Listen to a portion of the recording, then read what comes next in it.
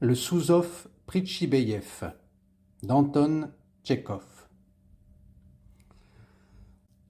Sous-officier Pritchibeyev, vous êtes accusé d'avoir, ce 3 septembre, insulté en paroles et en faits le garde rural Jiguine, l'échevin de district Aliapov, le centenier Yefimov, les notables Ivanov et Gavrilov et 6 paysans. Les 3 premiers ont été insultés par vous en service commandé. Vous reconnaissez-vous coupable?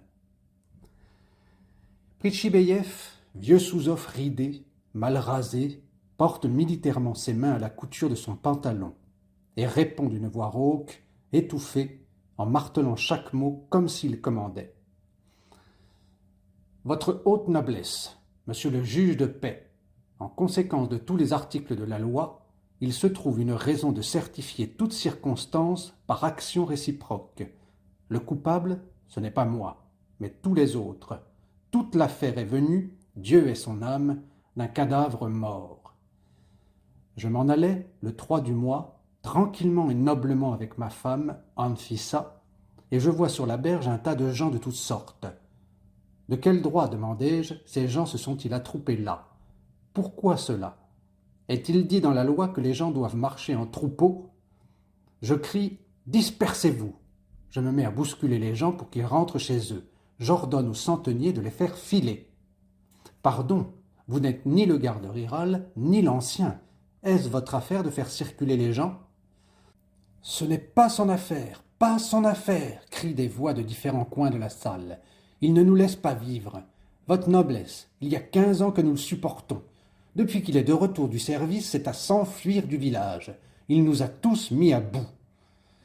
C'est justement ça, votre noblesse, dit l'ancien, cité comme témoin. C'est toute la commune qui se plaint. Il n'y a pas moyen de vivre avec lui. Que nous portions des icônes, qu'il y ait un mariage ou, enfin, à toute occasion, partout il crie, il braille, fait du service. Il tire les oreilles aux petits, surveille les femmes pour qu'il ne leur arrive rien, tout comme s'il était leur beau-père. Un de ces jours, il a fait le tour des isbas et a donné l'ordre de ne pas chanter et de ne pas avoir de lumière le soir. Il n'y a pas, dit-il, de loi qui permette qu'on chante. Attendez, dit le juge de paix, vous aurez le temps de déposer. Que Pritchibeyev continue à dire ce qu'il a à dire. Continuez, Pritchibeyev. À vos ordres, monsieur, dit le sous-officier de sa voix enrouée. Vous daignez dire, votre haute noblesse, que ce n'est pas mon affaire de faire circuler les gens. Bon, monsieur, et s'il arrive quelque désordre, est-ce que l'on peut permettre que les gens fassent du désordre? Où est-il écrit dans la loi que l'on laisse la liberté aux gens? Je ne peux pas le permettre. Monsieur, si je ne les fais pas circuler et ne les menace pas, qui le fera? Personne ne connaît les véritables règlements. Et moi seul dans tout le village, on peut le dire, votre haute noblesse, je sais comment il faut traiter les gens de basse condition. Et je peux, votre haute noblesse, tout comprendre. Je ne suis pas moudjik, mais sous-officier fourrier en retraite, qui a servi à Varsovie à l'état-major. Ensuite, après ma libération, daignez le savoir, j'ai servi comme pompier. Puis, par faiblesse et maladie, j'ai quitté les pompiers et ai servi 2 ans comme portier dans un progymnase classique de jeunes gens. Je connais tous les règlements, monsieur, mais les moudjiks sont des gens simples, ils ne comprennent rien, mais ils doivent m'écouter parce que j'agis pour leur propre bien. Prenons par exemple cette affaire. Je fais circuler les gens et il se trouve sur le sable de la rive le cadavre noyé d'un homme mort. C'est en se basant sur quoi, demandai-je, qu'il se trouve là. Est-ce de l'ordre? Que fait le garde rural? Pourquoi, dis-je, garde? N'as-tu pas prévenu les autorités? Peut-être ce défunt noyé s'est-il noyé lui-même, ou peut-être est-ce une affaire qui sent la Sibérie, peut-être est-ce un meurtre criminel. Et le garde rural Jiguine n'y fait aucune attention. Il continue à fumer sa cigarette. Qu'est-ce que vous avez, dit-il, à faire le donneur d'ordre? D'où est-ce qu'il sort, dit-il? Est-ce que nous ne savons pas sans lui ce que nous avons à faire? Conséquemment, lui dis-je, espèce d'imbécile, tu ne le sais pas puisque tu restes là sans faire attention. Dès hier, me dit-il, je l'ai fait savoir au commissaire rural. Pourquoi donc ça? Lui demandai-je, au commissaire rural. En vertu de quel article du Code des lois? Est-ce que dans les affaires où il y a des noyés ou des étranglés ou autre chose semblable, le commissaire rural peut quelque chose? C'est là, lui dis-je, une affaire criminelle, civile. Il faut dans cette affaire, lui dis-je, envoyer au plus vite une estafette à monsieur le juge d'instruction et au juge, s'il vous plaît. Et tout d'abord, tu dois dresser un procès-verbal et l'envoyer à monsieur le juge de paix. Et lui, le garde rural, il ne fait qu'écouter et rire. Et les moudjiks aussi. Tous riaient, votre haute noblesse. Je peux en témoigner sous serment. Celui-ci a ri, celui-là aussi, et Jiguine a ri. Pourquoi, leur dis-je, montrez-vous vos dents? Et le garde rural se met à dire « Les affaires comme celle-ci ne sont pas de la dépendance du juge de paix. » Ces mots-là m'ont donné chaud. « Garde rural, demande Pritchibeyev à Jiguine. Tu as bien dit ça? » Oui, je l'ai dit. Tout le monde a entendu comme tu as dit ça devant le simple peuple. Ces affaires ne sont pas de la dépendance du juge de paix. Tout le monde l'a entendu. Cela m'a donné chaud, votre haute noblesse, et même j'en ai eu peur. Répète, dis-je, répète, individu, ce que tu as dit. Et il le répète.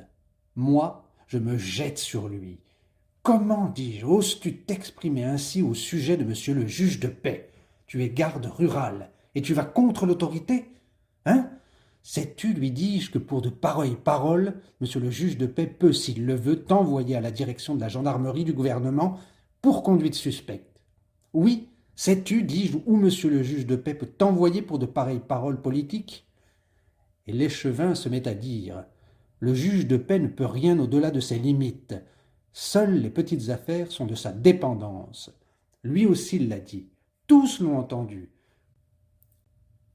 Comment donc oses-tu, dis-je, abaisser l'autorité? Mais, dis-je, ne plaisante pas avec moi, autrement l'ami ça va faire vilain. Autrefois à Varsovie, ou bien quand j'étais portier au progymnase classique de jeunes gens, lorsque j'entendais des mots qui n'allaient pas, je regardais dans la rue si je n'apercevais pas un gendarme. « Viens ici, lui disais-je, cavalier, et je lui rapportais tout. Mais là, dans un village, à qui le dire? La colère me prit. J'ai été choqué de ce que les gens d'à présent s'oublient dans leur fantaisie et leur désobéissance. Et j'ai levé le bras, et non pas bien sûr trop fort, mais comme ça, régulièrement, doucement, pour qu'ils n'osent pas dire à votre sujet, votre haute noblesse, de pareils mots. Le garde rural défendit l'échevin, et moi conséquemment j'ai cogné le garde rural. Et ça a marché. Je me suis échauffé, votre haute noblesse. Mais est-ce qu'on peut se passer de cogner? Si on ne cogne pas un imbécile, on en a le péché sur la conscience, surtout lorsqu'il y a une raison, et s'il y a du désordre. Permettez, pour obvier au désordre, il y a quelqu'un. Il y a pour cela le garde rural, l'ancien de village, le centenier. Le garde rural ne peut pas tout surveiller, et il ne comprend pas ce que je comprends. Mais comprenez bien que ce n'est pas votre affaire. Comment, monsieur? Pas mon affaire. C'est étrange, monsieur. Les gens font du désordre, et ce n'est pas mon affaire. Ils se plaignent que j'empêche de chanter, mais qu'est-ce qu'il y a de bon dans les chansons? Au lieu de s'occuper à travailler, ils chantent. Ils ont encore pris la mode d'allumer le soir. Il faut se coucher pour dormir, et ils causent, ils rient. J'en ai pris note, monsieur. Qu'avez-vous pris en note? Ceux qui ont de la lumière.